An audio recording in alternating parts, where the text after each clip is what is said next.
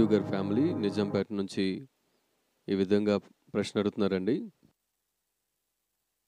ఏబుకు పెట్టిన శ్రమలు దేవుడు మనకు కూడా అటువంటి శ్రమలు పెడతాడని చెప్పేసి సహోదరులు ప్రశ్న అడుగుతున్నారండి.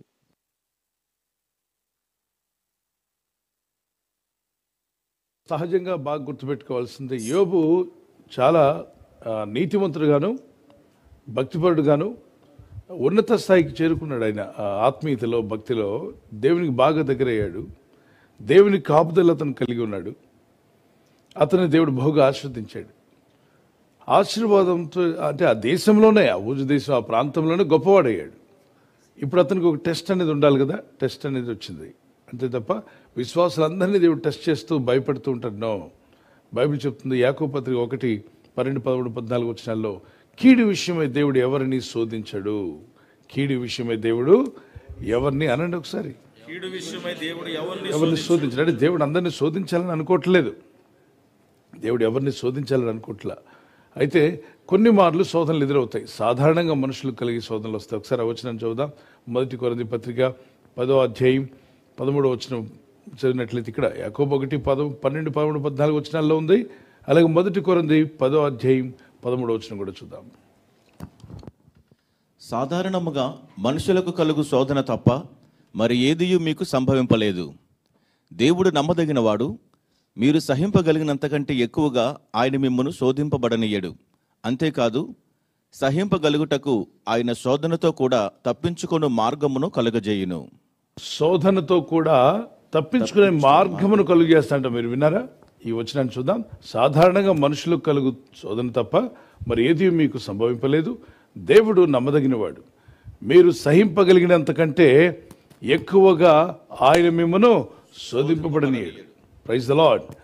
శోధించకుండా కాపాడే దేవుడు మనకున్నాడు. ఒకవేళ శోధనతో కూడా ఏమొస్తుందంటే తప్పించుకునే మార్గమును కలుగు చేయను. దేవునికి మహిమ కలుగును గాక. సో దయచేసి మీకు ఇబ్బందులు, కష్టాలు, శ్రమలు వచ్చినప్పుడు ఆ దేవుడు మనల్ని శోధనలో పడేసాడని అనుకోవద్దు. రెండవదిగా, ప్రభు సాధారణంగా ఇవన్నీ వస్తుంటాయి కనుక వీటిని ఎలా జయించాలో మాకు జ్ఞానం ఇవ్వమని ప్రార్థన చేసుకుని ముందుకు వెళ్ళాలి. అందుకే ఉదయకాల సాయంకాల ప్రార్థనలు మనం ఎందుకు చేస్తున్నాం? ఈ ప్రార్థనలు దేవుని వాక్యం సెలవిస్తుంది, అనుదినము ప్రార్థించమన్నాడు ప్రభు. మీరు శోధనలో ప్రవేశింపకుండా నిమిత్తం మెలకుగా ఉండి, ఏంటంట మెలకుగా ఉండి ప్రార్థన చేయండి. ఎందులో ప్రవేశించకుండా ఉండడానికి? శోధనలో, శ్రమలలో పడకుండా ఉండడానికే ప్రార్థన చేయమన్నాడు. కనుక ఉదయకాల ప్రార్థన, సాయంకాల ప్రార్థన అనేకులుగా వేలాది మందిగా మనం ప్రార్థన చేస్తున్నాం. ప్రార్థన ఆపొద్దు, పట్టుదలతో ప్రార్థించండి. రాబోయే శోధనలన్నింటిలో నుండి దేవుడు మిమ్మల్ని తప్పించును గాక. ఆమేన్. బహుధైర్యంగా ఉండండి. యెహోవా యందు భయభక్తి గల వారి చుట్టూ ఆయన దూత ఉండి వారిని కావలి కాయును. యెహోవా యందు భయభక్తి కలిగి ఉన్నప్పుడు ఆయన దూతలు మనకి ఏ విధంగా ఉంటారంటే కాపలాదారులుగా, ఒక సెక్యూరిటీగా దేవుడు ఉంచుతున్నాడు. దేవుని కాపుదల మీకు ఉండును గాక. ఆమేన్.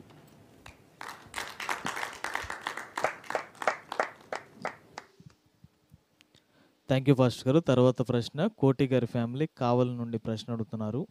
యోహాను సువార్త 1వ అధ్యాయము 22వ వచనం యొక్క వాక్య వివరణ అడుగుతున్నారు.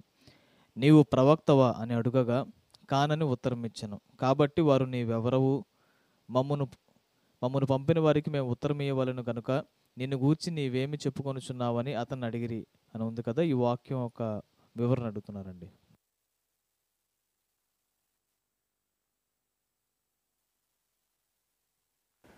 వాక్య వివరణ అడిగారు. యోహాను సువార్త 1:22 వచనం చదువుదాం.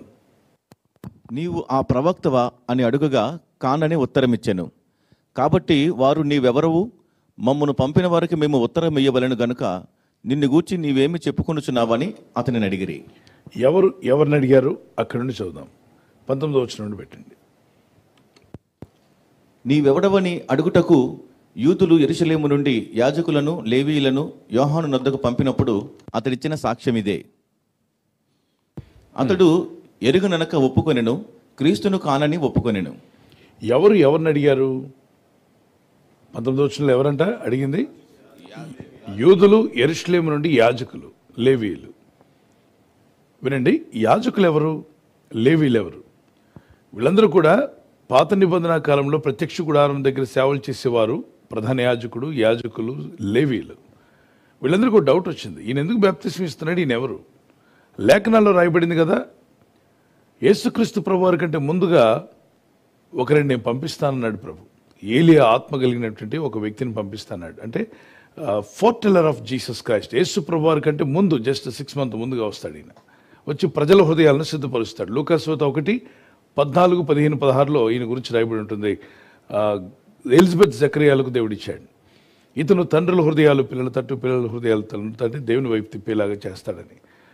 ఆ విధంగా ఆయన బాప్తిస్మలు ఇవ్వడం ప్రారంభించాడు. అరణ్యంలో ఒక స్వరం పలుకుట మీరు విన్నారు అన్నాడు. అరణ్యంలో ఆయన పలుకుతున్నప్పుడు, ఆయన మాట్లాడేటప్పుడు నిర్మోహమాటంగా వాక్యం చెప్పేవాడు. ఈ వాక్యం వినడానికి చాలామంది పరుగులు తీస్తూ వచ్చారు. వాళ్ళందరినీ మారుమనసు పొందమన్నాడు. ఇది మత్తయి సువార్త 3:1-7 వరకు కనిపిస్తుంది. అందరూ యోర్దాన్ నది ఒడిన తమ పాపంలో ఒప్పుకుంటూ బాప్తిస్మలు పొందుచూ ఉన్నారని ఉంటుంది. ఆ తర్వాత యేసు ప్రభువారు కూడా అక్కడికి వస్తారు. సో యూదులకు ఏం అర్థం కాలేదంటే, యూదుల్లో ఉన్నటువంటి యాజకులు, లేవీలు అంతా మందిరాలు నడిపించేటువంటి యాజక సమూహం, వీళ్ళకి అర్థం కాల ఇతనికి ఏ రైట్స్ ఉన్నాయి, ఇతను దేవుడు పంపిన ఆ ప్రవక్తేనా? ఆ ప్రవక్త అంటే కొందరు ఇతర మతస్థులు ఏమంటే ఆ ప్రవక్త అంటే మా ప్రవక్త అండి, ఆ ప్రవక్త అంటే మా ప్రవక్త. ఒట్టిదే, అవి నమ్మి మోసపోకండి. వీళ్ళ ప్రవక్త కాదు, పాడు కాదు. వాళ్ళు అడిగింది ఏంటంటే ఆ ప్రవక్తమేనా అన్నట్టునే వీళ్ళు కొత్త పేరు తీసుకొచ్చి అక్కడ పెట్టి ఈయన గురించి చెప్పాడు అంటున్నారు. పచ్చి అబద్ధం, ఆ లేఖనాల్లో లేనటువంటి మాట. వీళ్ళ స్వయం తృప్తి కోసం మాట్లాడుతున్నారు, వాళ్ళ మత కార్యక్రమం సఫలపరచుకోవడానికి మాట్లాడుతున్నారు. నిజానికి అది కాదు. నీవు ఆ ప్రవక్తవేనా అని ఎవరిని అడిగారు? యోహాను అడిగారు. యేసుప్రభుని అడగల. యోహాను అడిగినప్పుడు యోహాను ఒప్పుకున్నాడు, కప్పుకోకుండా ఒప్పుకున్నాడు. నువ్వు మెస్సయ్యావేనా అని అడుగుతున్నారు వాళ్ళు. నువ్వు ఆ ప్రవక్తవేనా, రాబోయేటువంటి ప్రవక్త అని చెప్పి రాబడింది కదా. ఆయన ఆ రక్షకుడైన యేసుప్రభువుగా, ఆయన ప్రవక్తగా, ప్రధాన యాజకుడుగా, ఆయన అన్నిటికంటే మించిన వాడుగా రాబోతున్నాడు. నువ్వు ఆయనవేనా అని అడిగితే అతను ఏమన్నా, నేను అతన్ని కాదు. మరి ఎవరు మీరు? నేను ఆయనకంటే ముందుగా వచ్చానని చెప్పి మాట్లాడుతున్నాడు. లేఖనాల్లో అక్కడే రాస్తుంది. లేఖనం, స్క్రిప్చర్ చూద్దాం. దేవుని బిడ్డలారా, అదే లేఖనంలో ఉండండి. రైట్. నీవు ఆ ప్రవక్త అని అడిగినప్పుడు నువ్వెవడవని అడిగి, నీవెవడవని అడుగుటకు యూదులు యెరూషలేము నుండి యాజకులను, లేవీలను యోహాను నద్దకు పంపినప్పుడు అతనిచ్చిన సాక్ష్యం ఇదే. ఏమని సాక్ష్యం ఇచ్చాడు? అతను అడిగారు. అడిగినప్పుడు అతను ఏమన్నాడు? అతడు ఎరుగననక ఒప్పుకొనెను, క్రీస్తును కానని ఒప్పుకొనెను. క్రీస్తును కానని ఒప్పుకున్నాడు. నిజం చెప్పాడా, అబద్ధం చెప్పాడా? క్షణంగా మిమ్మల్ని దారిలో ఎవరో కలిసి ఇతర దేశంలో, మీరు ఆంధ్రప్రదేశ్కి సీఎం అంటే మీరేనా అంటే మీరేమంటారు అంటారా? లేదంటే మంత్రి గారిలా కనిపిస్తున్నారండి, మీరు మంత్రి గారా అన్నట్లయితే తలపడానికి లేదు. లేదండి నేను మంత్రి గారిని కాదని చెప్పాలి. ఉన్నమాట ఉన్నట్టు చెప్పాలి. ఆయన ఎగ్జాక్ట్ చెప్పాడు, నేను కానని చెప్పాడు. తర్వాత ఏం చెప్పాడు? కంప్లీట్ కాగా వారు, అతడు ఏమన్నాడు? అతడు ఎరుగననక ఒప్పుకొనెను, క్రీస్తును కానని ఒప్పుకొనెను. క్రీస్తును కానయ్యా, నేను క్రీస్తును కానని ఒప్పుకున్నాడు. నెక్స్ట్ 21:21. కాగా వారు, మరి నీవెవరవు, నీవు ఏలియావా అని అడుగగా అతడు కానెను. మరి వాళ్ళు అడిగారు, నువ్వు ఏలియావా అని అడిగారు. ఎస్, ఆ ప్రవక్త అంటే కాదన్నాడు. ఏలియా అంటే ఏలియాను కూడా కాదు, నేను క్రీస్తును కాదు, ఏలియాను కూడా కాదన్నాడు. తర్వాత నీవు ఆ ప్రవక్తవా అని అడుగగా కానని ఉత్తరం ఇచ్చాను. కాబట్టి వారు, నీవెవరవు, మమ్మను పంపిన వారికి మేము ఉత్తరం ఇవ్వలేను గనుక నిన్ను గూర్చి నీవేమి చెప్పుకొనుచున్నావని అతనిని అడిగిరి. అప్పుడు తన గురించి తన సాక్ష్యం చెప్తాడు. చదవండి, చాలా ఇంట్రెస్టింగ్ వర్డ్. 23. అందుకతడు, ప్రవక్త అయిన యెషయా చెప్పినట్టు, నేను ప్రభు త్రోవ సరళము చేయుడి అని అరణ్యములో ఎలుగెత్తి చెప్పు ఒకని శబ్దము అని చెప్పాను. పంపబడిన వారు పరిసయ్యులకు చెందినవారు.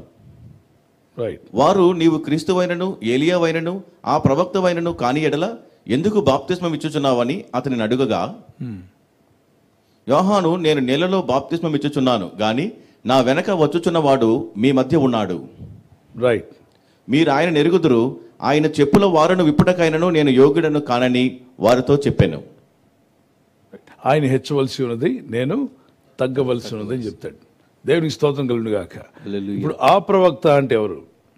ఇక్కడ కొందరు ఎవరంటే ఆ ప్రవక్త అంటే ఎవరో కాదండి, యేసు ప్రభు తర్వాత వచ్చేటువంటి ఇంకో మతం ఒకటి వచ్చింది 500 సంవత్సరాల తర్వాత. ఆ ప్రవక్తే మా ప్రవక్త అని చెప్తున్నా, అది పచ్చి అబద్ధం. దాన్ని నమ్మి మోసపోకండి. దేవుని బిడ్డలారా, నువ్వు ఆ ప్రవక్తవా అని అడిగినప్పుడు ఎవరండి ఆ ప్రవక్త అని క్వశ్చన్ మార్కులు పెట్టి కన్ఫ్యూజ్ చేస్తున్నారు. ఏం కన్ఫ్యూజ్ అవ్వద్దు, లేఖనాలు అన్నీ రాయబడ్డాయి.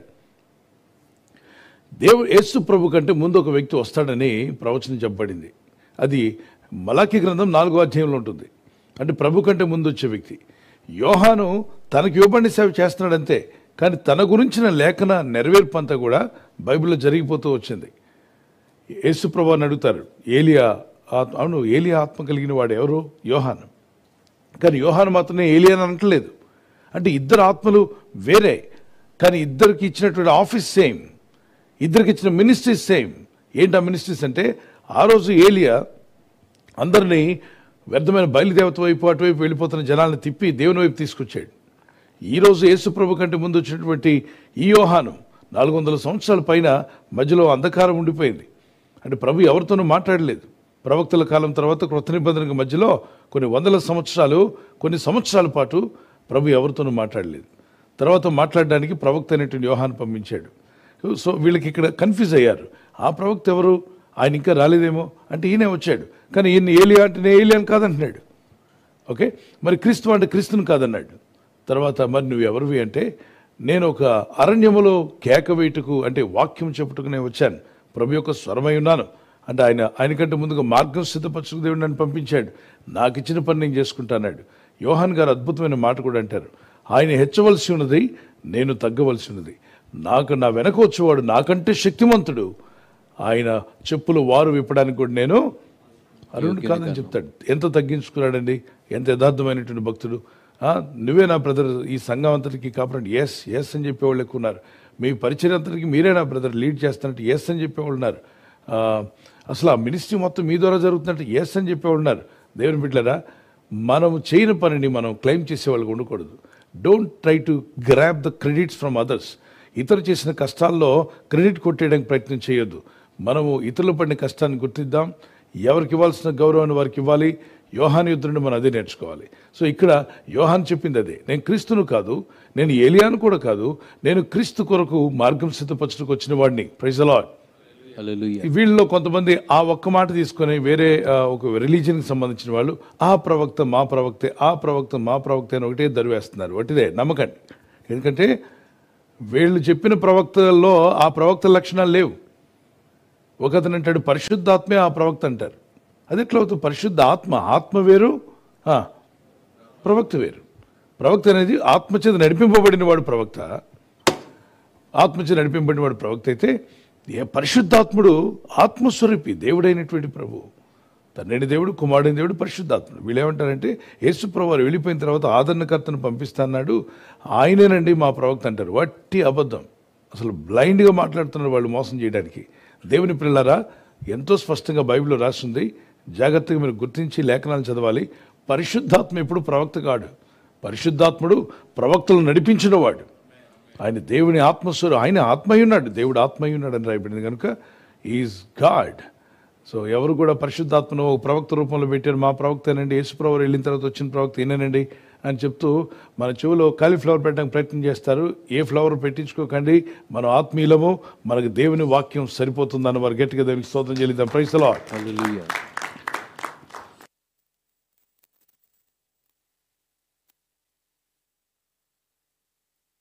థ్యాంక్ యూ పాస్టర్ గారు అండి. ఈ సమయంలో మరొక ప్రశ్న బ్రదర్ అనిల్ గారి ఫ్యామిలీ బెంగళూరు నుంచి ఈ విధంగా వాక్య వివరణ అడుగుతున్నారు.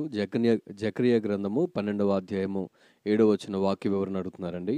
మరియు దావీదు ఇంటివారును యెరూషలేము నివాసులను తమకు కలిగిన ఘనతను బట్టి యోధావారి మీద అతిశయపడుకున్నట్లు యెహోవా యోధావారిని మొదట రక్షించనని వాక్య వివరణ అడుగుతున్నారండి.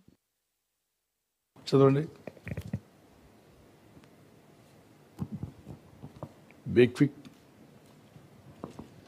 మరియు దావీదు ఇంటివారును యెరూషలేము నివాసులను తమకు కలిగిన ఘనతను బట్టి యోధావారి మీద అతిశయపడకుండానట్లు యెహోవా యోధావారిని మొదట రక్షించును. మళ్ళా చదవండి.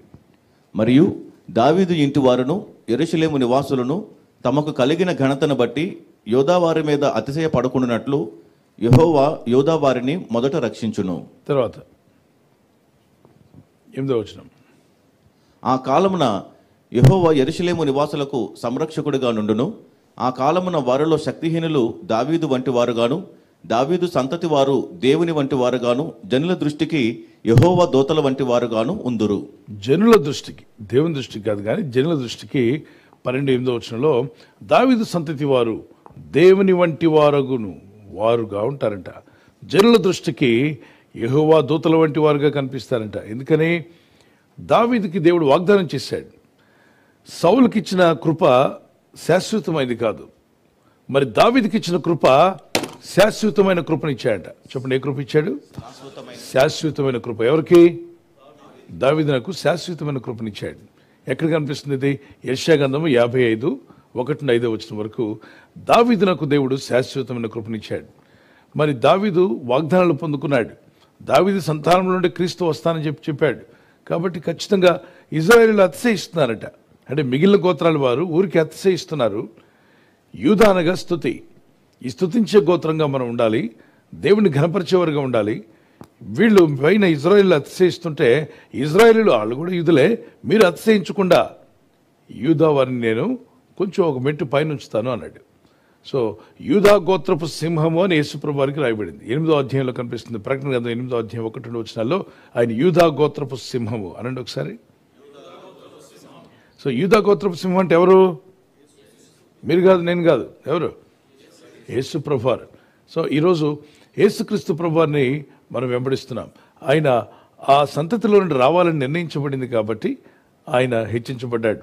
అలాగనే దేవుని ప్రజలుగా స్తుతించేవారుగా ఉన్నప్పుడు నిజంగానే దేవదూతల్లాగా దేవుడు మిమ్మల్ని అందరినీ నిలబెట్టుకునుగాక. దేవుని స్తుతించేవారుగా ఉండండి, దేవుని కృతజ్ఞతలు చెల్లించేవారుగా ఉండండి, దేవునికి ఇష్టమైన వారుగా జీవించండి. ఎందుకని దావీదు విషయంలో అంత ప్రత్యేకత ఇవ్వబడింది? దావీదు దేవుని హృదయానుసారుడు అనండి. దావీదు దేవుని హృదయానుసారుడు. కొందరు అతను చేసిన తప్పులు తీసుకుంటారు. ఇన్ని తప్పులు చేసిన హృదయానుసారుడు ఎలా అయ్యాడు? తప్పుల విషయంలో తిప్పలు పెట్టాడు దేవుడు. మీరు కూడా దావీదులాగా తిప్పలు పడాలంటే తప్పులు చేసుకుని తిప్పలు పడండి. దావీదు దేవుని హృదయానుసారుడే కాబట్టే దీవెన పొందాడు. భక్తి కలిగిన వాడు. ప్రవక్త గద్దిస్తే వెంటనే అందరి ముందు రాజసమూహం, రాజ పరివారం ఉన్నప్పుడే మంత్రులు ఏమనుకున్నా భయపడకుండా మోకరిల్లి ప్రార్థన చేశాడు. తన పాపాలు ఒప్పుకున్నాడు. అందరూ ఎదుట ఒక రాజు అయి ఉండి వెంటనే మోకరిల్లుతాడు జనాల ముందు. తన రాజవస్త్రాలు చింపేసుకుని, లోపల వస్త్రాలు ఉన్నాయనుకోండి, పై వస్త్రం రాజవస్త్రం అని ఇప్పుడు నేను కోట్ వేసినట్టుగా ఇది రాజవస్త్రం కాదు. కొంచెం మీకు వాకింగ్ చెప్తున్నప్పుడు కొంచెం ఇబ్బంది లేకుండా ఉండడానికి, షర్టు మడతలేం కనబడకుండా ఉండడానికి దీన్ని తగిలిస్తుంటారు మాకు. ఇది మామూలుగా మీకు కనబడే వస్త్రం. ఇది మాకు నీతి వస్త్రాన్ని దేవుడు ఏర్పాటు చేసాడు మనందరికీ. అయితే రాజవస్త్రం అనేది ఒకటి ఉంటుంది. ఆయన చింపుకొని అందరూ ఎదుట కన్నీళ్లు గార్చి ప్రార్థన చేసేవాడు. ఎవరు? దేవుని బిడ్డలను గమనించండి. అటువంటి హృదయం కలిగిన ఈ దావీదు దేవుని దగ్గర వాగ్దానాలు పొందాడు. యెషయా 55:1-2 మనకు కనిపిస్తుంది ఆయన శాశ్వతమైన కృపను పొందాడని. మనం కూడా పొందుకోవాలి. దేవుని కృపలో మీరు కాపాడబడుదురుగాక.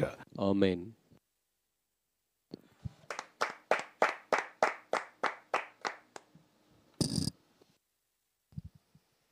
థ్యాంక్ యూ పాస్టర్ గారు. ఈ సమయంలో మరొక ప్రశ్న.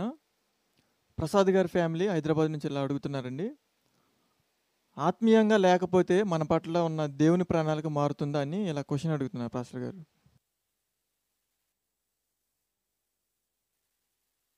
దేవుని ప్రణాళికలు ఎప్పుడు కూడా దేవుడు నెరవేర్చాలనే ప్రయత్నం చేస్తాడు.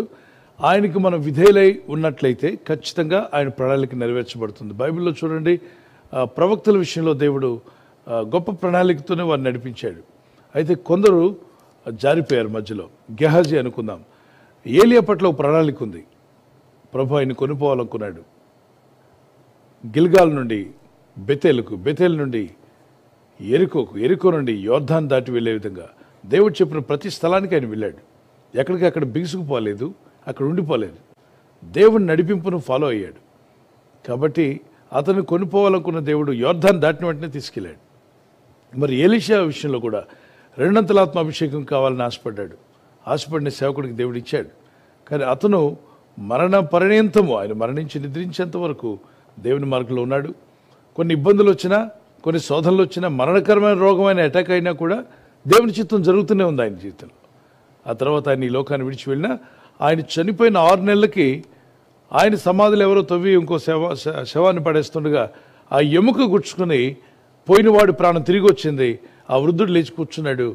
ఎలా బతికావని చెప్పి అందరూ అడిగితే ఆ లాస్ట్కి వాళ్ళందరూ గుర్తించింది అంటే అది ఎవరిదో సమాధి, తొందరపడి యుద్ధం జరుగుతుంది కదా అని చెప్పి పిల్లలు త్వరగా తవ్వేశారు. అది ఎలీషా గారి సమాధి అని గుర్తించారు. అంటే ఎలీషా చనిపోయినటువంటి 6 నెలలకు కూడా ఆయన ఎముకల్లో ఎంత శక్తి ఉందంటే చనిపోయిన వాడిని తిరిగి బతికించే అంత శక్తి ఉంది. దేవునికి స్తోత్రం కలుగును గాక. సో దేవుని ప్రణాళిక అద్భుతంగా ఉంటాయి. ఆ ఎలీషా దగ్గర సేవకు వచ్చిన వ్యక్తే గెహాజీ. మీ అందరికీ తెలుసు గెహాజీ ఏం చేశాడు, మీరే చెప్పాలి. దేవునికి దూరం అయ్యాడు. మేబీ దేవుని ఉద్దేశం గెహాజీ పట్ల ఉండే ఉంటుంది, లేకుండా దైవజనుడు దేవుడికి రావడానికి దేవుడు ఒప్పుకుని ఉండేవాడు కాదు. గెహాజీని 4 గంటలుగా దేవుడు రెట్టింపు అభిషేకం ఇచ్చి వాడుకునే ఉండేవాడేమో. ఎలీషా దగ్గర ఒక అంత ఆత్మాభిషేకం ఉంటే ఎలీషాకి 2 అంతలు ఇస్తే గెహాజీకి 3 అంతలని దేవుడు ఇచ్చి ఉండేవాడు. అలా చేయాల్సిన వ్యక్తి దేవుని ప్రణాళిక నుండి తానే బయటికి వెళ్ళాడు. ధనాశ, నేత్రాశ, జీవపడమం, శరీరాశ, నేత్రాశ, జీవపడం అని 3 కూడా దేవుని ప్రణాళిక నుండి మనల్ని బయటికి లాగుతాయి. దట్ ఇస్ వై మన ప్రార్థనలో lord keep me in the centre of thy will అని ప్రార్థన చేయాలి. అయ్యా నీ చిత్తానికి మధ్యలో నన్ను ఉంచమని ప్రార్థించాలి. బార్డర్లోకి వెళ్ళొద్దు.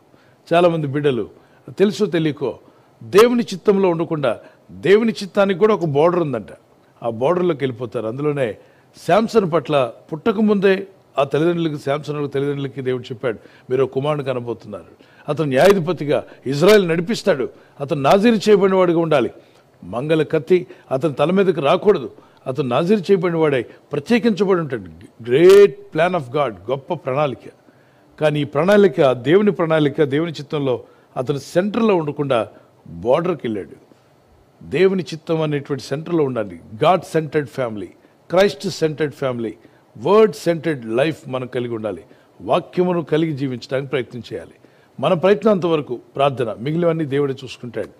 అలా చేస్తూ ముందుకు వెళ్తుండగా మరి శాంసన్ విషయంలో శరీరాశ అనేది అని పిలువగా సెంటర్లో ఉండాల్సిన వ్యక్తి బార్డర్లోకి వెళ్ళాడు. అంటే ఒక అంచుకు వెళ్ళాడు. నీటి గట్టును నడిచేటప్పుడు ఎలా నడవాలి చెప్పండి? బాగా నీళ్లు పడుతున్నాయి, వాటర్ ఫాల్స్, అక్కడికి వెళ్ళారు, వాటర్ని చూడడానికి మంచిదే, పిక్చర్స్ తీసుకున్నారు, కొంచెం నడవాలనిపించింది. ఆ వాటర్ గట్టును నడిచేటప్పుడు ఎలా నడవాలి ఏంటి చెప్పండి? మామూలుగా నేల మీద నడిచినట్టు, రోడ్డు మీద నడిచినట్టు, సిమెంట్ రోడ్డు మీద నడిచినట్టుగా, అవి కూడా బండ్లే కదా, బండ్ల మీద నీళ్లే కదా అని చెప్పి నడిస్తే జర్రని జారి పడతారు. మిగిలిన వాళ్ళు బాగానే ఉంటారు. ఏమంటే మేము కూడా వెళ్ళాం అదే వాటర్ ఫాల్కి, ఫొటోస్ తీసుకున్నాం, బాగున్నాయి. మరి అతను ఎలా పడిపోయాడు అంటే అంచుకు వెళ్ళాడు. చెప్పండి, ఎక్కడికి వెళ్ళాడట? అంచుకు. ఆ అంచుకు వెళ్ళకండి, దేవుని చిత్తంలో ఉండిపోండి. ఆ విధంగా ప్రార్థన కూడా చేసుకుని అందరికీ చెప్పండి, ఏమనంటే ప్రభువా నన్ను, నా కుటుంబాన్ని నీ ప్రణాళికలో నన్ను ఉంచండి, నీ చిత్తంలో నన్ను ఉంచు ప్రభా అని ప్రార్థన చేసుకోవచ్చు. అపవాది ఈ 3 విషయాలు చూపిస్తాడు ఎవరికైనా, శరీరాశ, నేత్రాశ చూపడం. ఈ 3టిని ఇది కరెక్ట్ కాదు అని తెలియగానే దానికి దూరంగా ఉండడానికి ప్రయత్నం చేస్తే దేవుని ప్రణాళిక ఖచ్చితంగా అందరి పట్ల నెరవేరుతుంది. God bless you. Praise the lord.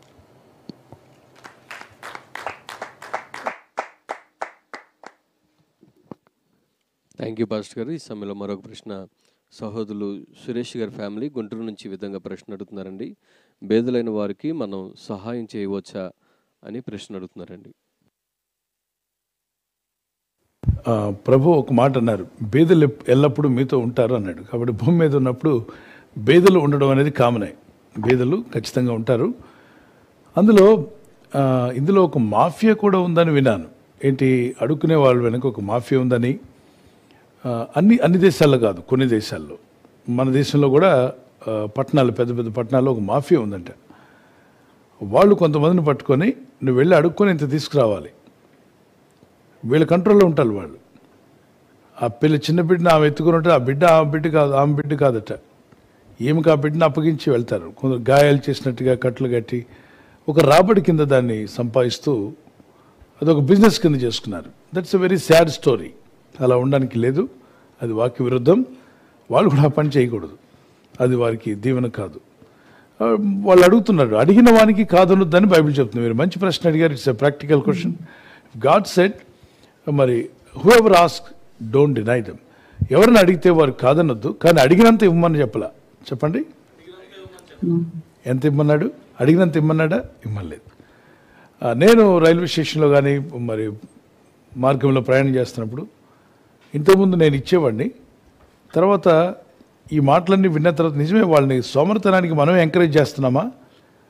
కాళ్ళు చేతులు లేని వారికి ఇవ్వచ్చు, కళ్ళు లేని వారికి ఇవ్వచ్చు, మూగి వారికి, చెవిటి వారికి, ఏ పని చేసుకోలేని వారికి ఇవ్వచ్చు, వృద్ధాప్యంలో ఉన్న వారికి ఇవ్వచ్చు, నడవలేని వారికి ఇవ్వచ్చు, మరి బాధలో ఉన్న స్త్రీకి సాయపడవచ్చు, తల్లిదండ్రులు లేని చిన్నారులకు సాయపడవచ్చు. కానీ ఇక్కడేంటి, ఏం జరుగుతుంది? అన్ని ఆరోగ్యం అంతా బాగుంటుంది, చాలా ఆరోగ్యంగా హెల్తీగా ఉంటున్నారు. వారు వచ్చి డబ్బులు అడుగుతున్నారు. నిజమే, వాళ్ళకి ఇచ్చామనుకోండి, మనలాగా ఒక 100 మంది ఇస్తే వాడి జీవితంలో పని చేయడు. ఎప్పుడు మనలాంటి 100 మంది దొరుకుతారని చూస్తాడు. ఒక అతన్ని ఉద్యోగం వస్తామని అడిగారట. జీతం ఎంత అని అడిగాడంట. జీతం ఎంత ఇస్తారని. బాగా ఆరోగ్యంగా ఉన్నాడు. ఎందుకు అడుక్కుంటున్నావు, నీకు జీతం ఇస్తాను రమ్మంటే ఎంత అంటే 8,000 to 10,000 ఇస్తానంటే వాడనంటే నేనే నీకు 10,000 ఇస్తాను, నా దగ్గర పని చేయన్నాడట. అంటే వాడికి ఎంత రాబడని వాళ్ళు అడిగారు. సార్ నెలకి కనీసం తక్కువలో తక్కువ 30 నుండి 60,000 దాకా వస్తుందంట. 30 నుండి 60,000 సంపాదిస్తావు నువ్వు అడుక్కుంటూ. ఈ మాట ఏంటంటే కొంతమంది అడుక్కుందామని బయలుదేరుతారు బాబు. గుర్తుపెట్టుకుని అది it's a very sad thing to do. అయితే ఇక్కడ సిస్టర్ అడిగిన ప్రశ్నకు మనం ఏం చేయాలి, మనల్ని అడిగినప్పుడు ఎలాంటి వారు అడిగినప్పుడు ఇమ్మని అక్కడ చెప్పలా, అడుగు వానికి కాదనొద్దు అన్నాడు. సో నేను ట్రైన్లో వెళ్తున్నప్పుడు ఫ్రూట్స్, బిస్కెట్స్, వాళ్ళు తిని పదార్థాలు ఆకలికి కావాల్సిన దగ్గర పెట్టుకున్నాను. నేను ఎందుకు ఆ ఆలోచన వచ్చిందంటే, అంతకుముందు నేను ఎవరు కనిపించిన ఇచ్చేవాడిని. తర్వాత ఒక పేపర్లో చదివాను, ఆ ఏరియాలో అడుక్కునే వాళ్ళందరూ డ్రగ్ వాడుతున్నారు, అంటే ఈ గంజాయి వాడుతున్నారని విన్నాను. వారిని వీళ్ళు డబ్బులు ఇస్తుంటే వీళ్ళు తినకుండా ఆరోగ్యం కొరకు ఇంటికి ఇవ్వకుండా, పిల్లలకి ఇవ్వకుండా గంజాయి తాగుతున్నారా? గంజాయి తాగి మత్తు పదార్థాలు సేవించి అక్కడ పడి ఉంటారా? తెల్లవారు లేవగానే రోడ్ల మీద వచ్చి అడుక్కుంటారా? ఇది అందరి విషయంలో కాదండి, కొందరి విషయంలో. అక్కడుండి నేను ఆహార పదార్థాలు ఇవ్వడం ప్రారంభించాను. అంటే ఉన్నప్పుడు మనం ఏమైనా కొనివ్వచ్చు, we can purchase and give it. ఒక షాప్ దగ్గర నిలబడ్డాం, ఎవరు అడుగుతున్నారు, ఒక నిమిషం ఆగమని చెప్పి ఒక సమోసాను, ఒక cup of coffee I can order for you అంటే దట్ విల్ బి గ్రేట్ అనుకుంటున్నాను. అది ఆ విధంగా చేయడం మంచిది. ధనం ఇచ్చి వాళ్ళని దేవునికి దూరం చేయడం కంటే, వాళ్ళు సోమరులుగా మార్చడం కంటే, you can give a good word and help them. If you know clearly, బాగా మీకు తెలుసు పరిచయస్తులు చాలా ఇబ్బందులు ఉన్నారు, చాలా దుఃఖంతో ఉన్నారు, వేదంతో ఉన్నారు అన్నప్పుడు ఖచ్చితంగా మనం ప్రభు చెప్పిన మాట ప్రకారంగా సాయం చేయొచ్చు. మనకు అయినంతలో చేయాలి. వారు అడిగినంత చేయమనలేదు, కానీ అడిగిన వానికి కాదనొద్దు, అయితే అయినంత చేయమన్నాడు. మంచి ప్రశ్న అడిగారు. ప్రభు మిమ్మల్ని దీవించును గాక. ఆమేన్.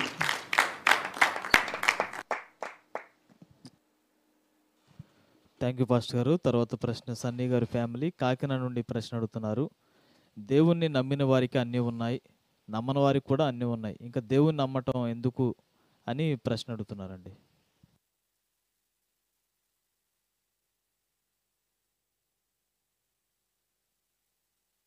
దేవుడు నమ్మిన వారికి అన్నీ ఉన్నాయి, దేవుడు లేని వాళ్ళకి కూడా అన్నీ ఉన్నాయి.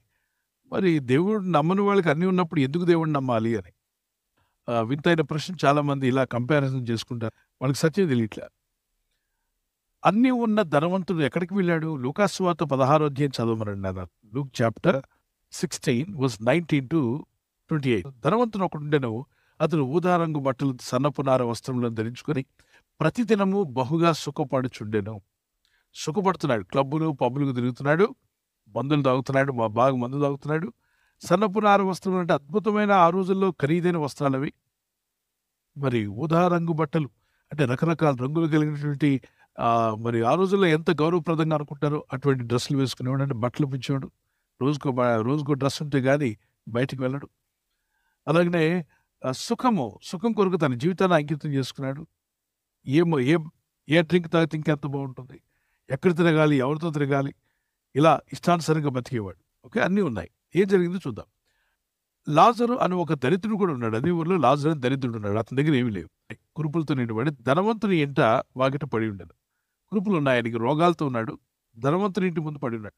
అతని బల్ల మీద నుండి పడు రొట్టె ముక్కలతో ఆకలి తీర్చుకుని కోరాడు. అంటే ఆకలి కూడా తినడం కష్టంగా ఉంది ఇది. అంతేగాక కుక్కలు వచ్చి వారి కురుపుల నాయకుడు, అంటే కుక్కను కూడా తరిమిలేనటువంటి పరిస్థితి. ఆ దరిద్రుడు చనిపోయి దేవదూతల చేత అబ్రహాము రొమ్మును ఆనుకున్నట్టుకు కొనిపోబడింది. దరిద్రుడు చనిపోయి, అక్కడ హైలైట్ చేసుకోండి, ఏమీ లేనివాడు దరిద్రుడు చనిపోయి దేవదూతల చేత అబ్రహాము రొమ్మును ఆనుకున్నట్టు కొనిపోబడి. అంటే అబ్రహాం అన్న వ్యక్తి ఎన్నో వేల సంవత్సరాల క్రితం చనిపోయాడు. ఆయన దగ్గరికి ఈయన ఆత్మను తీసుకెళ్లారంట. ఎవరు? ఈ దరిద్రుని ఆత్మను తీసుకెళ్లారు. పరిశుద్ధులైనటువంటి భక్తుల దగ్గరికి తీసుకెళ్లారు. వాళ్ళు విశ్రాంతి తీసుకున్నటువంటి ఆ పరదేశంలోకి ఇతను పట్టుకెళ్లారు. ఎవరిని? ఈ దరిద్రుడిని. ఈయన దగ్గర అన్నీ ఉన్నాయా? లేవు. రోగాలతో బాధపడుతున్నాడు. అయినా దేవుణ్ణి మర్చిపోలా, భక్తి కలిగి ఉన్నాడు. కాబట్టే దేవదూతలు వచ్చి అతని ఆత్మను తీసుకువెళ్ళాయి. ధనవంతుడు కూడా చనిపోయి పాతి పెట్టబడి అక్కడ మీరు హైలైట్ చేసుకోవాలి. ఈయనకి ఏమి లేవు, అన్నీ ఉన్నాయి. బంజారా హిల్స్లో, మరి మహేంద్ర హిల్స్లో, జూబ్లీ హిల్స్లో, మరి నెత్తిమీద హిల్స్లో అన్నిట్లో సంపాదించాడు. ఉదాహరణకి చెప్తున్నా, ప్రపంచ దేశాలను బాగా సంపాదన ఉంది, ఓకే, అన్నీ ఉన్నాయి. ఈయన కూడా పాతి పెట్టబడ్డాడు. అప్పుడు అతడు అంటే చనిపోయాడు, పాతి పెట్టబడిన ఈయన శవం పాతి పెట్టబడింది, ఈయన ఆత్మ ఎక్కడికి వెళ్ళింది? అప్పుడు అతను పాతాళంలో బాధపడుచు కన్నులెత్తి దూరం నుండి అబ్రహాము అతని రొమ్మున ఆనుకుని ఉన్న లాజరును చూసి, తండ్రివైన అబ్రహామా, నా యందు కనికరపడి తన వ్రేలికొనను నీళ్లలో ముంచి నా నాలుకను చల్లార్చుటకు లాజరును పంపము, నేను ఈ అగ్ని జ్వాలలో యాతన పడుచున్నానని చెప్పి కేకలు వేశాడు. యాతన పడుచున్నాడు, కేకలు వేస్తున్నాడు. ఎవరో ధనవంతుడు. అన్నీ ఉన్నవాడు బాధపడుతున్నాడా, అన్నీ లేనివాడు బాధపడుతున్నాడా? అన్నీ ఉన్నవాడు బాధపడుతున్నాడు. మరి అన్నీ ఉన్నాయి కదా, అతనికి దేవుడు అక్కర్లేదు అనుకున్నాడు. అతను చనిపోయాడు. ఎన్ని ఉన్నా చావక తప్పదు. పుట్టినవాడు గిట్టక తప్పదు. ఈ భూమి మీదకి వచ్చిన వాడు వెళ్ళిపోక తప్పదు. కాబట్టి వెళ్ళిపోయినప్పుడు ఎక్కడికి వెళ్ళిపోతున్నావు? నీ నిత్యత్వం ఎక్కడికి గడపబోతున్నావు? నీ నిత్యత్వము, నీవు ఈ రాత్రి మరణిస్తే నువ్వు ఎక్కడికి వెళ్ళబోతున్నావు? అది నీకు తెలియకపోతే అన్నీ ఉన్నా అల్లు ఉన్నట్లు శరన్నట్టు ఏమీ లేని వాళ్ళే, సున్నా జీవితం. అది భయంకరమైన యాతనకరమైన స్థలానికి ఆత్మను పోగొట్టుకున్నట్టే. కాబట్టి దేవుని వాక్యం సెలవిస్తుంది, నీకు ఎన్నున్నా దేవుడు లేకపోతే. చూడండి, మనీ మేక్స్ మెనీ థింగ్స్ అంటారు. డబ్బుతో మెడిసిన్స్ కొనవచ్చు, కానీ ఆరోగ్యాన్ని కొనగలవా? వెళ్ళి నేను డబ్బిస్తే నాకు ఆరోగ్యం ఇవ్వమంటే ఏ మెడికల్ షాప్ అతను ఇవ్వలేడు. అలాంటిది ఏమైనా ఉంటే నాకు ఇవ్వండి, నేను డబ్బులు ఇస్తా అంటాను అతను. ఎందుకంటే అతనికి కూడా షుగర్ మేపి ఉంటుంది. సో డబ్బు ఇస్తే ఆరోగ్యాన్ని కొనలేవు, మందులు మాత్రం కొనగలవు. డబ్బుతో మ్యూజికల్ ఇన్స్ట్రుమెంట్స్ కొనగలవు, గిటార్ అని, వాద్యం అని, కీబోర్డ్ అని, పియోనో అని.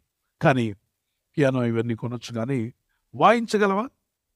ధనవంతులందరూ కూడా డబ్బులు ఇస్తే వాయించగలిగితే అందరూ డబ్బు ఇచ్చి వాయిద్యాలు కొనుక్కొని, చాలా మంది ఇళ్ళలో వాయిద్యాలు ఉన్నాయి కానీ వాయించడం రాదు. కళ, ఆ కళ రమ్మంటే రాదు, డబ్బు ఇవ్వగానే రాదు.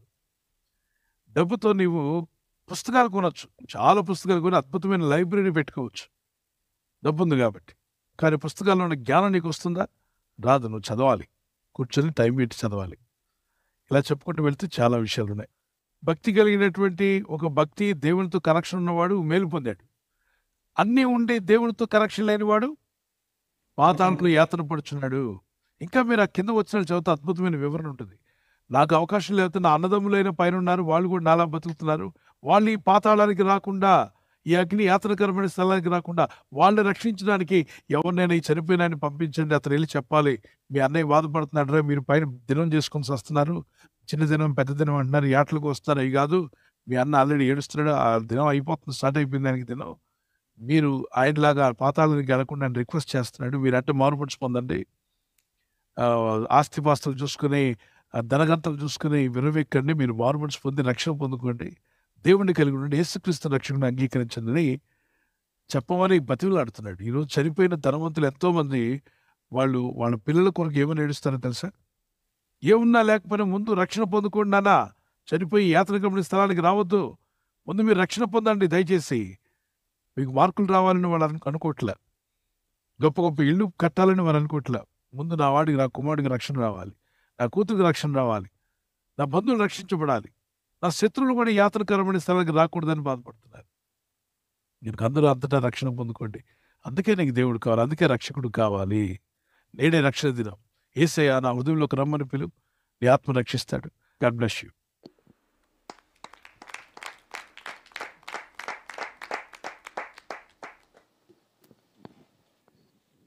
థ్యాంక్ యూ పాస్టర్ గారు. సహోదరులు ఆనంద్ గారి ఫ్యామిలీ బాపట్ల నుంచి ఈ విధంగా ప్రశ్న అడుగుతున్నారండి. మత్తయి సువార్త 6వ అధ్యాయం 33వ వచన వాక్య ప్రకారం దేవుని రాజ్యమును నీతిని వెతకటం అంటే ఏమిటని ప్రశ్న అడుగుతున్నారండి. దేవుని రాజ్యము నీతిని వెతకండి అన్నాడు యేసయ్య. అప్పుడు మీ అక్కర్లన్నీ నేను తీరుస్తా అన్నాడు. దేని గురించి చింతపడొద్దు అన్నాడు. నాకు ఇల్లు లేదు, బండి లేదు, ఉద్యోగం లేదు, ఆరోగ్యం లేదు, చింత వద్దు. చింత వల్ల చూడండి, చచ్చిన వాడిని మంట కాలుస్తూ ఉంటే బ్రతికున్న వాడిని చింత కాలుస్తుందంట. కాబట్టి చింత మనిషిని కాల్చేస్తూ ఉంటుంది. భవిష్యత్తు గురించి చింతపడొద్దు, గతించిపోయిన దాని గురించి చింతపడొద్దు. ఎందుకంటే గతంలోకి నువ్వు వెళ్ళి నువ్వేం చేయలేవు, దాన్నే మార్పు చేయలేవు. ఈరోజు ఎలా వాడుకోవాలో ప్రయత్నం చేయి. అయితే ఈ దినం దేవుని రాజ్యాన్ని నీతిని వెతుకుతూ ముందుకు వెళ్ళి. అసలు దేవుని రాజ్యం అంటే ఏంటి?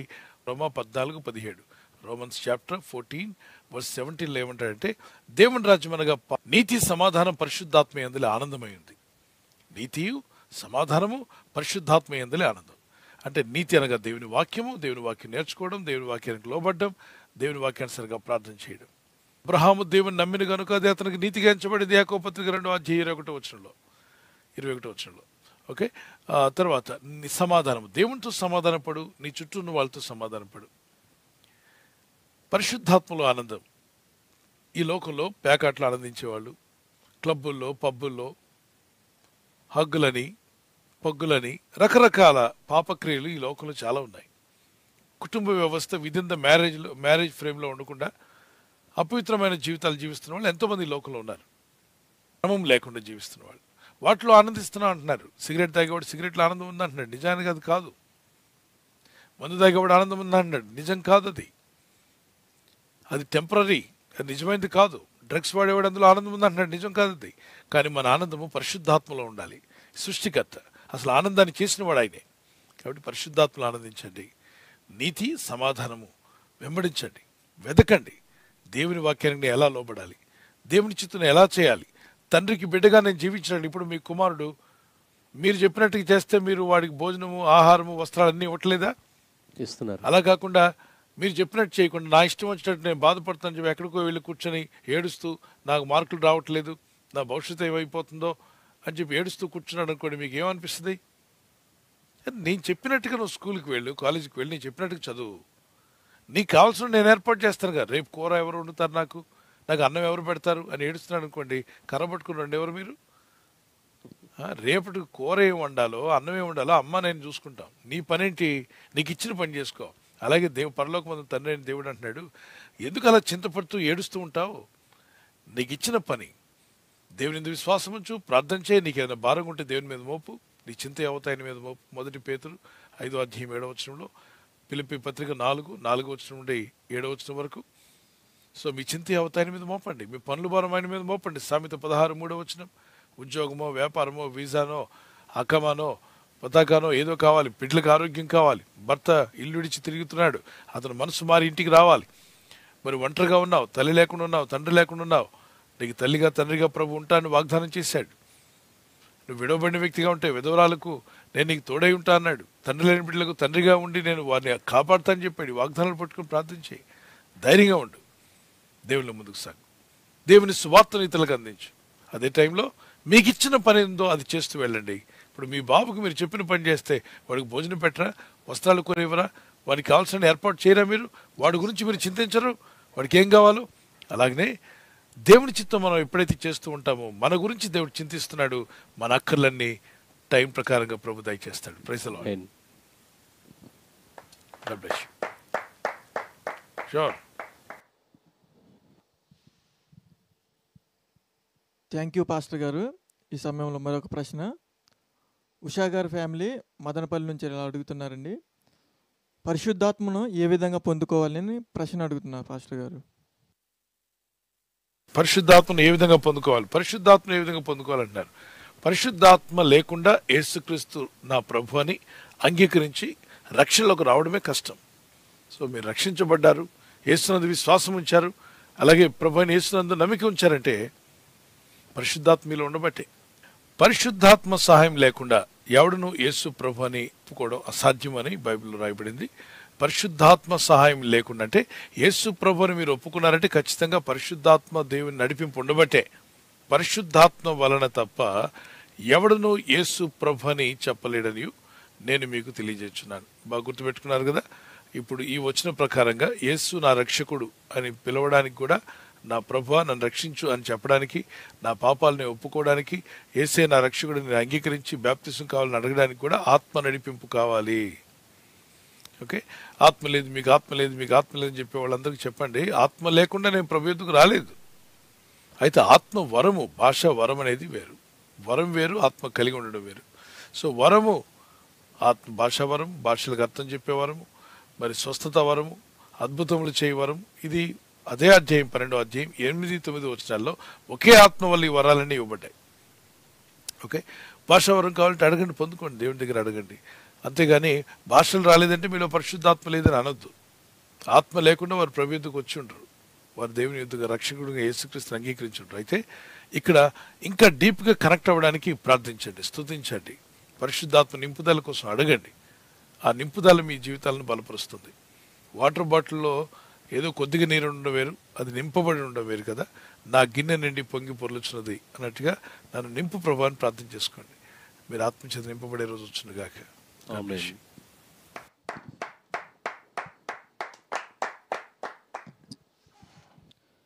థ్యాంక్ యూ పాస్టర్ గారు. తర్వాత ప్రశ్న సునీల్ గారి ఫ్యామిలీ విశాఖపట్నం నుండి ప్రశ్న అడుగుతున్నారు, వైజాగ్ నుండి. బైబిల్ చదువుతున్నప్పుడు శోధనలు ఎక్కువగా వస్తున్నాయి, మరి అలా వచ్చేటువంటి శోధనలు ఏ విధంగా జయించాలి అని ప్రశ్న అడుగుతున్నారు.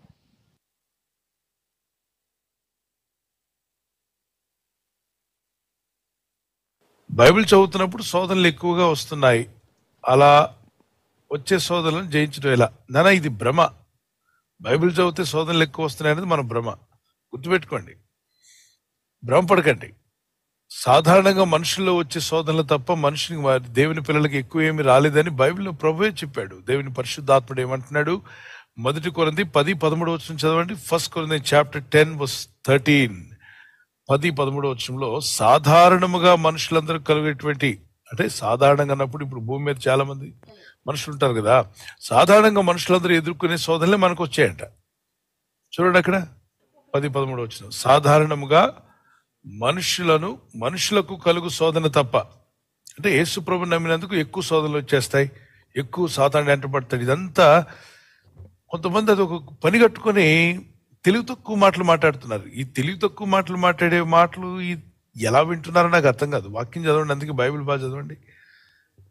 కొంతమంది వాక్యం సరిగా చదవక వాళ్ళకి ఏదో తోచిందంతా కూడా, బ్రదర్ మీరు ప్రార్థన ఎక్కువ చేస్తారు అందుకే శోధనలు వస్తాయి జాగ్రత్త అని చెప్తున్నట్టు ఒక ఆవిడ. ఆ రోజున అతను ప్రార్థన చేయడం మానేశాడు. ఈ తెలివి తక్కువ అమ్మాయి ఎక్కడి నుండి వచ్చిందో తెలియదు. ఎందుకు మాట్లాడింది ఆ మాట? బైబిల్లో ఉందా? ప్రార్థన ఎక్కువ చేస్తే మిమ్మల్ని శోధనలో పడేస్తాడు దేవుడు అని ఉందా బైబిల్లో? లేదు.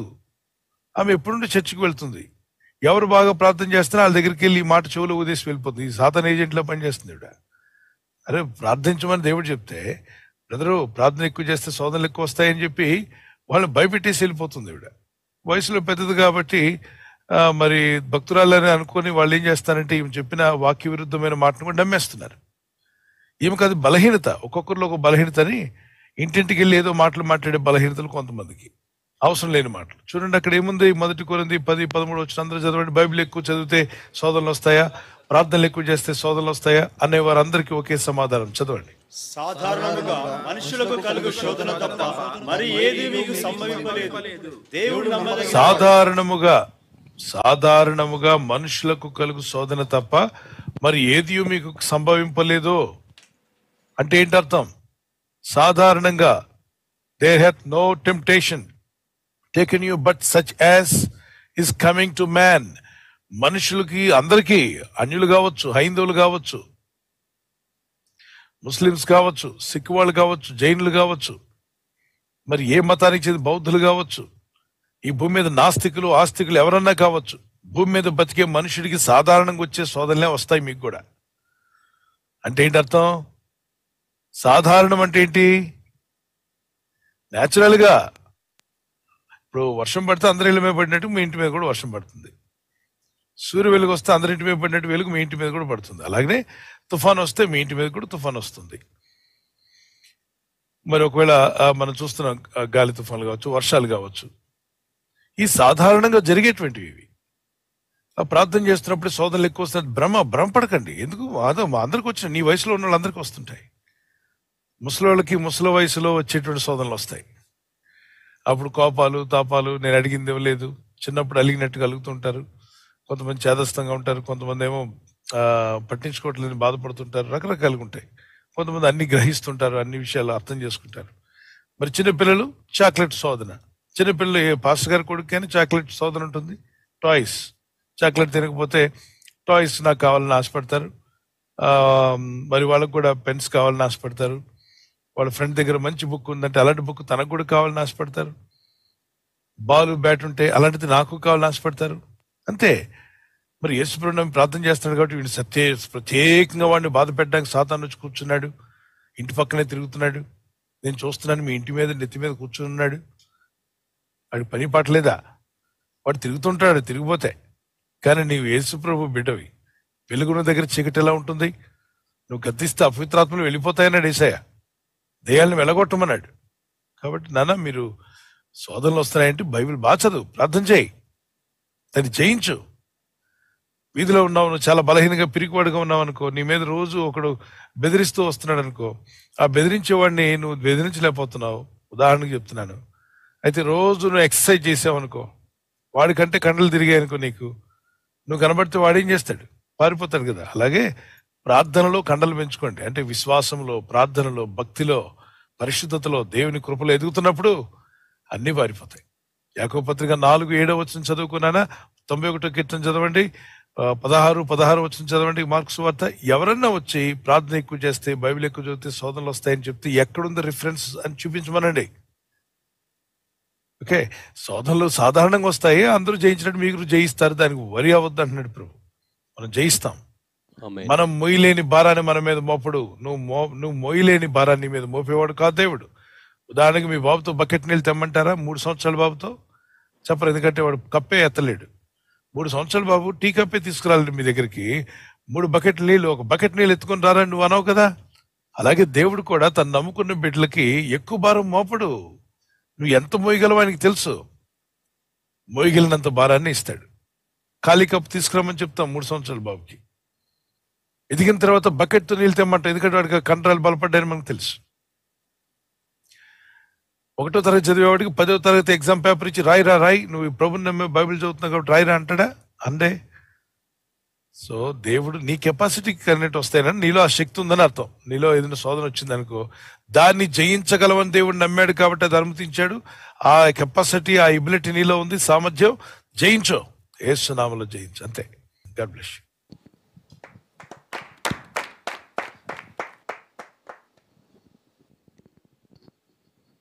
థ్యాంక్ యూ పాస్టర్ గారండి. సహోదరి లూదియా గారి ఫ్యామిలీ హైదరాబాద్ నుంచి ఈ విధంగా ప్రశ్న అడుగుతున్నారు. ప్రభు బల్ల ప్రతి ఆదివారం తీసుకోవచ్చా? మా సంఘంలో ప్రతి ఆదివారం కూడా ఇస్తున్నారు. ఈ యొక్క ప్రశ్న అడుగుతున్నారండి సహోదరి. ప్రతి ఆదివారం తీసుకోవాలా అని చెప్పి 4 వారాలకు ఒకసారి ఇచ్చేటువంటి కొన్ని సంఘాలు ఉన్నాయి. ఎస్, నెలలో ఒకసారి తీసుకుంటున్నారు. అలా కాదు ప్రతి వారం తీసుకుంటేనే కరెక్టు. నెలకు ఒకసారి తీసుకునే వాళ్ళు పరలోక రాజ్యం వెళ్ళరు, వారానికి ఒకరోజు తీసుకున్నాడే వెళ్తాడు అన్నది తప్పు బోధ. అలా ఎవరన్నా బోధిస్తే తప్పే, అది వాక్యానుసారం కాదు. సో ప్రభు వల్ల తీసుకోవడం ఖచ్చితంగా ప్రభునందు విశ్వాసం ఉంచి రక్షింపబడిన వారు తీసుకోవచ్చు. కానీ వీళ్ళు ఏమంటారంటే, మేము ప్రతి వారం ఇస్తాం, మా సంఘం ఆ సంఘం కన్నా గొప్పది, మా సంఘం పరలోకం వెళ్తుంది, వాళ్ళ సంఘం రైతు బజార్కి వెళ్తుంది. ఇది తప్పు.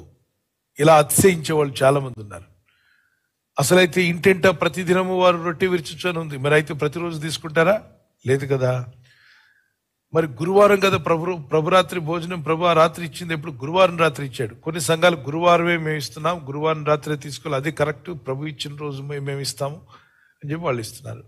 గల్ఫ్ కంట్రీస్ వెళ్తే ఫ్రైడే రోజు వారికి సెలవు ఉంటుంది, ఫ్రైడే రోజు సంఘాల్లో ఇస్తున్నారు. ప్రభు వాళ్ళు ఇచ్చే సంఘాలు ఉన్నాయి, కొన్ని సంఘాలు ఫ్రైడే రోజునే ఇస్తారు. మరి రోమన్ కేథలిక్ వాళ్ళు అయితే ఉదయం కూడా వారికి సర్వీస్ జరిగినప్పుడు కూడా ఇచ్చేస్తూ ఉంటారు. ప్రొటెస్టెంట్ బైబిల్ కలిగిన మనం ఎప్పుడు తీసుకోవాలి? ఆయన శరీరం అని వివేచించి, ఆయన రక్తం అని వివేచించి తీసుకోవాలి. అయితే అది వీళ్ళలో కొంతమంది తప్పు అభిప్రాయం ఏంటంటే, నెల రోజులు పాపాలండి, వాళ్ళు నెల రోజులు ఉన్నాక తీసుకుంటున్నారు. మరి నెల రోజులు పాపాల మధ్యలో ఏమైనా చనిపోతే ప్రభు రాకడ వస్తే విడవబడతారు కదా. కాబట్టి మేమేం చేస్తున్నామంటే, వారానికి ఒకసారి 7 రోజులు మా పాపాలు కడుక్కుంటున్నామండి. ఎలాగో అని అడిగా. ఏముందండి, ప్రభు యొక్క బల్ల తీసుకుంటాం కదా 7 రోజులకు ఒకసారి. 7 రోజులు సోమవారం నుండి చేసిన పాపాలు ఆదివారం వచ్చేసరికి బల్ల తీసుకుంటాం కాబట్టి పాపాలు పోతాయి. ఎవరు నేర్పించారు మీకు ఇది? ఎక్కడుంది బైబిల్లో? లేని మాటలు ఇవి. బైబిల్లో వాక్యంలో లేని మాటలు ప్రజల్లోకి చెప్పించి మీ పాపాలు పోవడానికి బల్ల తీసుకోమన్నాడు ఎక్కడైనా యేసయ్య? పాపములు ఒప్పుకోమన్నాడు, మీ పాపాలు పశ్చాత్తాపడం అన్నాడు. పాపాలు పోవడానికి ప్రభు బల్ల కాదమ్మా. ప్రభు వల్ల ప్రభువుని జ్ఞాపకం చేసుకున్నట్టు, అంటే ఆయన జ్ఞాపకం ఉంటాడు. ఆయన శిలువ శ్రమలు, ఆయన పడిన ఎంత త్యాగం చేశాడు, అవన్నీ జ్ఞాపకం చేసుకుని, అందువల్లనే కదా నాకు రక్షణ కలిగింది, నేను కూడా ఆయన శరీరంలో ఒక భాగమై ఉన్నాను, క్రీస్తు శరీరం అనే సార్వత్రిక సంఘంలో నేను కూడా ఒక భాగమై ఉన్నాను, ఆయన నాకు శిరస్సు, నేను ఎప్పుడు కన్ను మూసినా పరలోక పట్టణం చేరతానని ఒక నిరీక్షణతో పరిశుద్ధులందరూ కలిసి బల్ల తీసుకుంటారు. ఓకే, అలా కాకుండా ప్రతి వారం తీసుకున్నాడే పరిశుద్ధుడు అనుకుంటే తప్పు. కొన్ని సంఘాలు నాకు తెలుసు ప్రతి వారం తీసుకుంటారు, ప్రతిరోజు మందు కొడతాడు ఒక ఆయన రోజు మందు తీసుకుంటాడు. ఏమని అడిగా, ప్రతి ఆదివారం తీసుకుంటున్నాం కాబట్టి రోజు తీసుకున్న మందు తీసుకునే పాపాలని అన్ని రకాల పాపాలు పోతాయండి, ఆదివారం తీసుకుంటున్నాం కదండి అంటాడు. అంటే ఎంత ఫాల్స్ టీచింగ్ వాళ్ళకి చేశారో చూడండి. దయచేసి ప్రభు రక్తము తీసుకుని ప్రభు యొక్క శరీరం రొట్టె తీసుకుంటే పాపాలు పోవడానికే తీసుకున్నట్లయితే ప్రతి షాపింగ్ మాల్ ముందు పెట్టేస్తే అందరి పాపాలు పోతాయి కదా. అన్ని షాపింగ్ మాల్ ముందు పెట్టి బాబు మీ పాపాలు కడుక్కోవడానికి ఇదిగో ప్రభు బల్ల రొట్టె ముక్క, ప్రభు శరీరము, ఇదిగో ద్రాక్షరసం తాగండి అంటే వరుసగా వచ్చి తాగేసిపోతారుగా, అందరి పాపాలు పోతాయి కదా. దయచేసి వాక్య విరుద్ధమైన మాటలు మాట్లాడుతున్న చాలా సంఘాలు ఉన్నాయి. అయితే అందరూ అలాంటి వారు కాదు, ఎంతో నీతిగా వాక్యానుసారంగా మాట్లాడుతున్న దైవ సేవకులు కూడా ఉన్నారు. సో ఇది కన్ఫ్యూజన్ పక్కన పెట్టండి, వాక్యాన్ని గుర్తించండి. వారానికి నెలకు ఒకసారి తీసుకున్నా ఓకే, తప్పులేదు.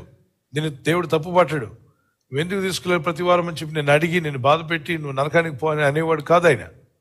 మీరు ప్రభులో ఉంటున్నారు, వాక్యంలో ఉంటున్నారు, ప్రార్థనలో ఆరాధనలో స్తుతి ఆరాధన చెల్లిస్తున్నారు. సో 4 వారాల తర్వాత ఒక వారంలో తీసుకుంటున్నారు, ఓకే. ప్రతి వారం తీసుకుంటేనే కరెక్ట్ అని ఒక అతను అంటున్నాడు. మరి ఆ వారం మీరు వెళ్ళారు, ఒకరు ప్రభు బలి ఇస్తున్నారు, అందరూ పరిశుద్ధులుగా దేవుని వాక్యంలో ఉన్నారు, అయితే మీరు ప్రభు శరీరం తీసుకున్నట్లేదు, నో తప్పేం లేదు.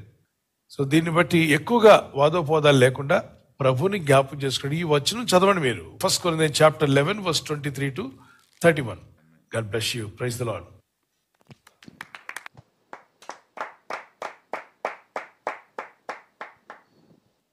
థ్యాంక్ యూ పాస్టర్ గారు.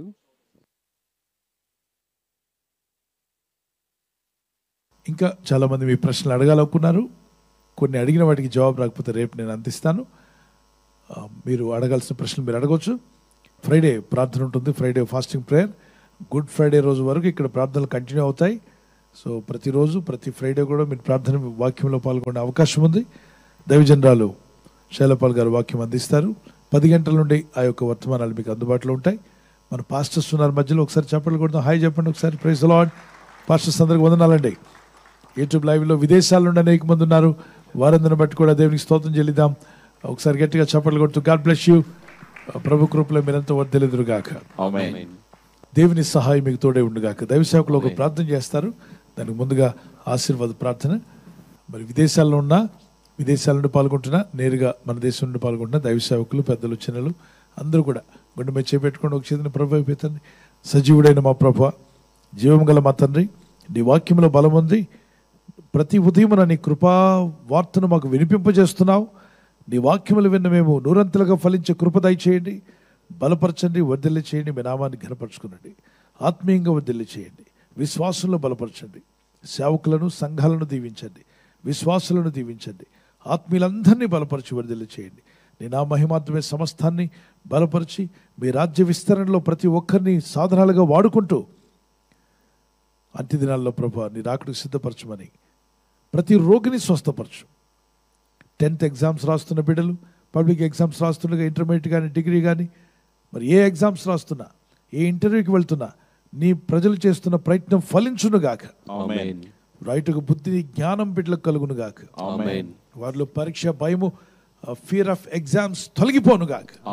ఫుల్ ఆఫ్ కాన్ఫిడెన్స్, గొప్ప ధైర్యము, నిబ్రమైన మనసు వారికి దయచేసి, ఎలాంటి కలవరం లేకుండా బహుధైర్యంగా ప్రతి ప్రశ్నకు జవాబిచ్చే సామర్థ్యం దయచేయండి. పరీక్షలు అయిపోయి ఇళ్లకు వచ్చాక మళ్ళీ సమయం వృధా చేసుకోకుండా, వ్యర్థమైన వాటి మీద మనసు పెట్టకుండా చక్కగా సబ్జెక్ట్స్ చదివేటువంటి ఆ ఫోకస్డ్ మైండ్ వారికి దయచేయండి. పెద్దలను, రోగులను స్వస్థపరచండి, ప్రతి ఒక్కరిని బలపరచండి. నీ ప్రజలు చేస్తున్న ప్రయత్నాలు ఫలింపజేయమని, ఈరోజు చేసే మంచి ప్రయత్నాలన్నీ ఫలించునుగాక. క్రీస్తు యేసునామములో అడుగుచున్నాం తండ్రి.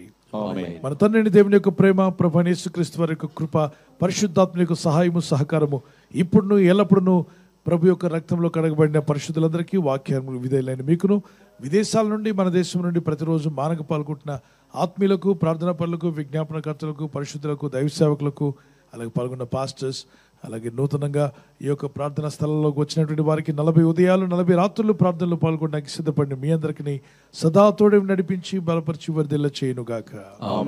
మేలుంది, అభివృద్ధి పొందుదురుగాక. ప్రభు కృప మీకు తోడై ఉండునుగాక. చేతులు ప్రకటిద్దాం.